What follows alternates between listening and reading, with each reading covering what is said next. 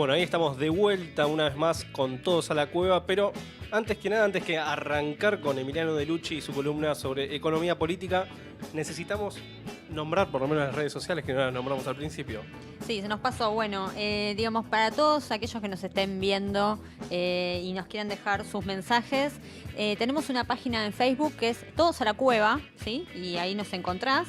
También en Twitter es @todoscueva y en Instagram también es todoscueva. ¿Sí? Exactamente. A su vez también está la página de la radio, el Facebook de la radio, que es Radio Exa. También está la cuenta de Twitter, que es @radioexa. Y obviamente nos pueden encontrar en exaradio.soundartstudio.com. Y si no, también a través de sus celulares con la aplicación Ustream, que es una aplicación de IBM que uno se baja desde Google Play o la aplicación o la fuente, digamos, para descargar desde iPhone. Y nos puede escuchar y ver en simultáneo y queda espectacular en el celular. Así que le damos paso nomás a Emiliano De Lucci y su tremenda columna de economía política. Bueno, muchas gracias. Seguimos un poco en el plano de la economía que se venía hablando en la primera parte del programa.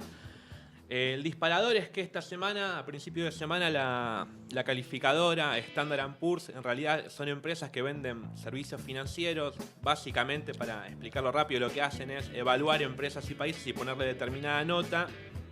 Estas empresas tienen legitimidad a nivel internacional, los gobiernos del primer mundo se fijan en lo que estas empresas dicen para poder otorgar más crédito, menos crédito, o mayores o menores beneficios a ciertas Sí, las tasas de interés, digamos, para fijar tasas de interés, todo ese tema se fijan en esas calificaciones. Dice, bueno, Argentina saca crédito a tal tasa o a tal otra, mientras que Alemania saca esta, es en parte por lo que opinan este grupo de empresas que muchas veces suelen fallar. Recordemos que acá en 2001... pocos meses antes del desastre nos dieron $30.000 millones del blindaje, mega canje. Altas calificaciones, teníamos digamos, altas calificaciones. Y así no fue. De la mano del hoy presidente del Banco Central nos prestaron toda esa plata. Bueno, Standard & Poor's dijo que Argentina está entre los 5 países, como dijimos al principio, es el segundo, con mayor riesgo de sus economías. Esto básicamente es porque hay varias razones, pero lo que entienden es que el país toma mucha deuda. Recordemos que Argentina fue el país que tomó el 20% de toda la deuda que se emitió en el mundo este año. Es realmente delirante si uno tiene en cuenta el tamaño de la economía argentina, que no llega a estar entre las 25 economías más grandes del mundo. La población de Argentina, que es un país de población media-baja, ¿cómo puede ser que un país con 40 millones de habitantes y una economía relativamente chica sea el país que pide el 20% de la deuda total del mundo? Entonces acá se prenden algunas alarmas, ¿no? Como diría Melconian, ojo que se puede ir toda la mierda, ¿no? Tal cual, Standard & Poor's está diciendo eso, pero de una forma un poco más técnica y académica. Esto se da en un momento relativamente bueno para el gobierno. Viene de una elección en la que, si bien no descolló, le fue mejor de lo que muchos esperábamos, con victorias en Buenos Aires, en más de la mitad de las provincias y más de un 40% global. Entonces, en un buen momento cae esta noticia y la gente del gobierno suele darle importancia a lo que dicen estas calificadoras, a diferencia quizás del gobierno anterior, que se regía más por una matriz de relacionarlas con el imperialismo, con los países centrales, no le daban tanta bolilla. Y porque además tampoco es que tomaba tanta deuda. Exactamente. Digamos. No se ocupaba de eso, entonces por eso tampoco le daba demasiada importancia. Al contrario, está tal cual. Entonces, bueno, se recibe con alarma. Pero por otra parte hay que tener en cuenta que, ¿se acuerdan que el año pasado a esta altura muchos decían que el gobierno dudaba si llegaba al fin de mandato o no? O incluso, recontra llega ahora. Recontra llega. Pero que había un sector que decía, bueno, estos vienen solamente por 2 años o por 3. Vienen a llevársela en pala. A llevársela en pala y después termina. Y otros que éramos quizás un poco más conservadores y decíamos, bueno, esto capaz que es un proyecto a largo plazo, o hay que ver cómo sí, ojo que vienen para quedarse, digamos. No solamente vienen a llevársela, sino que también vienen para quedarse. Exactamente. Hoy con el diario del lunes ya está claro, ahora lo puede decir cualquiera, no es ningún descubrimiento, que vienen para quedarse y para quedarse tienen un tridente de 3 frentes bastante importantes. Uno es gasto social. El gasto social hoy es tan alto como en 2015. O sea que si bien hubo una redistribución de ingreso negativa, El gasto social se mantiene. Sí, por eso muchos que decían, bueno, el mes que viene explota, no explotó nunca. Gasto social se mantiene, obra pública se mantiene, si bien la plancharon en 2016, ahora se reactivó fuerte. Por eso es que también los indicadores de obra pública este año dan tan altos, porque justamente el año pasado estaban planchados. pero había muy poca obra pública. Exactamente. Y el tercero, que es el que vamos a hablar ahora, es el endeudamiento. El endeudamiento no es como muchas veces se puede ver en los noticieros o en un mix de noticias como una política económica más, sino que es una parte fundamental de un modelo económico y social pensado a largo plazo. El endeudamiento podemos verlo en dos vertientes. Uno es el endeudamiento que hablamos recién, que es el del Estado argentino, el endeudamiento macro, y otro es el endeudamiento privado. El privado abarca, esto es una novedad, abarca todos los sectores de la población. Por un lado el sector empresarial, por otro lado los sectores medios, que toman créditos hipotecarios, por ejemplo, y por otro lado los sectores más bajos, que toman créditos que se pagan con ANSES. Esos son créditos bastante polémicos, después lo vamos a explicar bien, pero son créditos que vos lo tomás, microcréditos para poder arreglar tu casa, incluso puede ser para comprar comida, comprar un par de zapatillas, lo que sea, y después te lo debitan de tu beneficio, de tu haber, exactamente.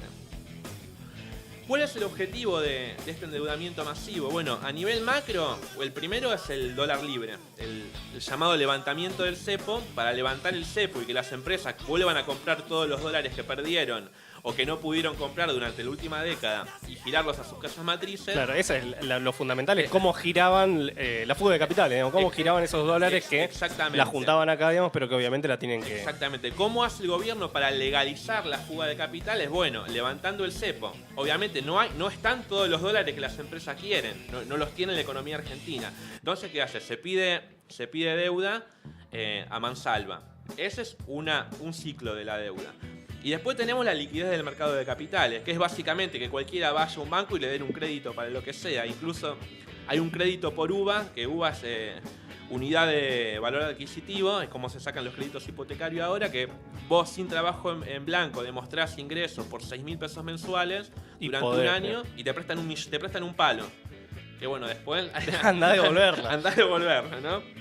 Me hace acordar a las hipotecas subprime de Estados Unidos, pero bueno. Es que en definitiva la subprime de Estados Unidos eran paquetes de estos deudores justamente, que eran ciudadanos estadounidenses que no podían pagar las hipotecas.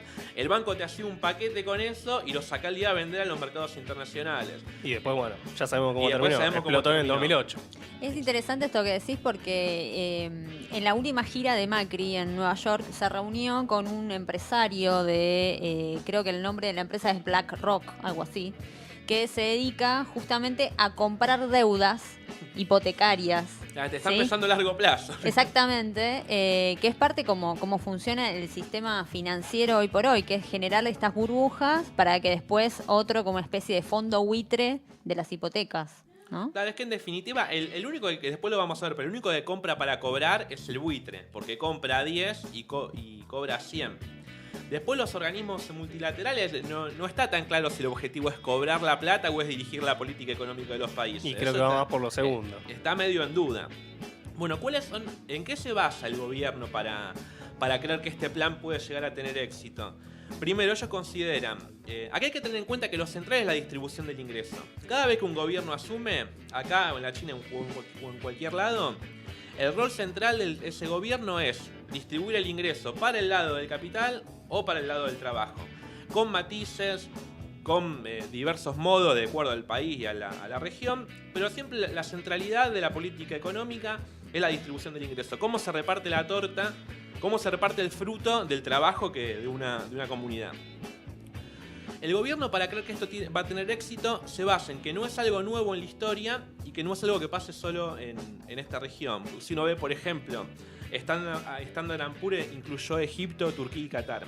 Si uno ve hoy Turquía es muy similar a Argentina. Tiene crisis 2000-2001, fuerte crecimiento 2001 en adelante, fuerte endeudamiento familiar ahora e incógnita con respecto a ver qué es lo que va a pasar con toda esa deuda que se tomó. Es muy similar y está en el otro lado. Y este año es uno de los grandes tomadores de deuda también. Exactamente, por eso lo tenemos en la lista. Y no es una exclusividad histórica. ¿Por qué? Porque esto viene desde la implementación de los modelos neoliberales en Estados Unidos y Gran Bretaña, que eso es a partir de los gobiernos de Thatcher y Reagan. ¿Cuál fue el objetivo de esos dos gobiernos? Básicamente era distribuir el ingreso, terminar con el keynesianismo, ¿no?, de la post-Segunda Guerra Mundial, que hubo gobiernos más igualitarios. Sí, los famosos estados de bienestar. Exactamente. Terminar con eso y girar el fruto del trabajo de sus países hacia los sectores más ricos. Que si uno ve una tabla, ve cómo sube la barrita del enriquecimiento del 10% más rico y del 1% más rico. Para poner un ejemplo en números, en Estados Unidos el salario se mide por hora. En 1980, por hora, un trabajador ganaba $9.50. Y ahora gana $6. Una pérdida de 30% de poder adquisitivo de los trabajadores. Es una locura en una de las primeras potencias mundiales, ¿no?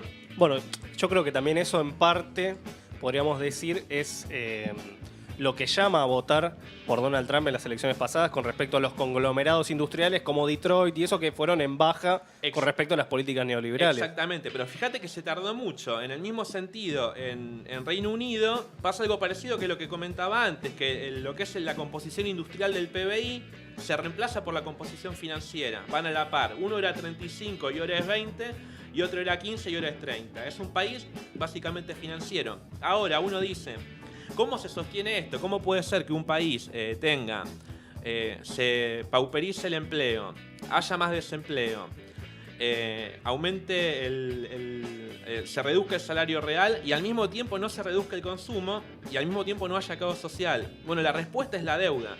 La deuda de Estados Unidos hoy es el 100% de su PBI, la deuda del Reino Unido hoy es 300% de su PBI. Es un montón. Pero fíjate que para tener estos niveles económicos no son países que hayan tenido estallidos hasta hace muy poquito. Y son estallidos relativos, porque de hecho la consecuencia drástica fue el triunfo de Trump, como vos bien lo dijiste. Pero no hubo una consecuencia social. Sí, no hubo un 2001, digamos. Por exactamente, en el primer mundo es difícil que pase, eso es lo vamos a ver después. Bueno, a eso se apunta ahora acá, a poder lograr un endeudamiento masivo, una pauperización del empleo, una reducción radical del salario real, pero sin lograr una explosión del 2001. Y no solo eso, sino que hay que ganar las elecciones también. Entonces, está difícil. Parece difícil, ¿no? Pero para todo esto hay un articulado del plano simbólico. No alcanza solo con prestar plata, sino que hay que generar una hegemonía con respecto a que los modos de administrar el país de esa forma, con créditos masivos, con una persona endeudada de por vida, etcétera, son los vigentes. No nos olvidemos de las visitas de Máxima el año pasado. Máxima Zorrigueta, que es una persona con cierta legitimidad, que a la gente le cae bien, que llegó a ser la reina de Holanda, ¿de qué hablaba en todos sus discursos? Bueno, acá la pobreza es tan alta porque no hay bancarización, vamos a hacer la inclusión financiera. No hay acceso al crédito, la gente necesita el crédito o necesita la confianza, ¿no? Exactamente. Para emprender sus propias búsquedas. Exactamente. Y eso fue reproducido sin parar por los grandes medios. Y acá, ojo, yo quiero hacer una salvedad y ya para ir terminando. No es que los medios te pueden indicar exactamente, no es que si los medios te dicen que hay que sacar créditos, vos vas a ir y vas a sacar crédito. Los medios lo que hacen es recoger ideas que están sedimentadas en el cuerpo social, ¿no es verdad? El tema de la meritocracia, eso es parecido al ideario estadounidense, digamos, países que tuvieron una fuerte inmigración, de inmigrantes que vinieron pobres y alcanzaron a ser clase media. El tema de la meritocracia, de a mí me va bien porque trabajo, si yo pido un crédito voy a poder emprender y me va a poder ir bien independientemente de cuál sea el proyecto macro del país, independientemente de si el país quiere un mercado interno fuerte o quiere ser un país de matriz agraria extractivista. Son ideas que están circulando y estos discursos se acoplan bien a eso. Exacto, yo recuerdo inclusive una frase de Mauricio Macri que dice: lo que importa es el diálogo, no importan los modelos económicos.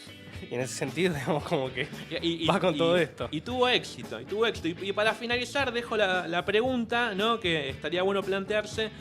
¿Cuáles son los objetivos de este tipo de crédito? Recordemos en 2005 cuando Argentina y Brasil quisieron pagarle todo al FMI, el FMI le dijo no paguen, no sirve pagar, lo que sirve es tomar más deuda, porque el crédito está barato, ustedes tomen deuda y paguen la deuda con deuda y así seguimos. Que esto es lo que repitieron varios cuadros, incluso Prat Guy en una entrevista muy importante con Víctor Hugo. Víctor Hugo le dice, bueno, pero en algún momento alguien tiene que pagar esto. Y él le dice, no, esto no se paga. No se paga nunca. No se paga nunca, se pide más. Bueno, la pregunta es esa, ¿se puede? ¿Podemos ¿Hasta dónde? todo pedir y que no se pague nunca? Bueno, ya tenemos para 100 años. Así que bueno. Arrancamos bien. Sí. Bueno, entonces continuamos con un tema del flaco Spinetta.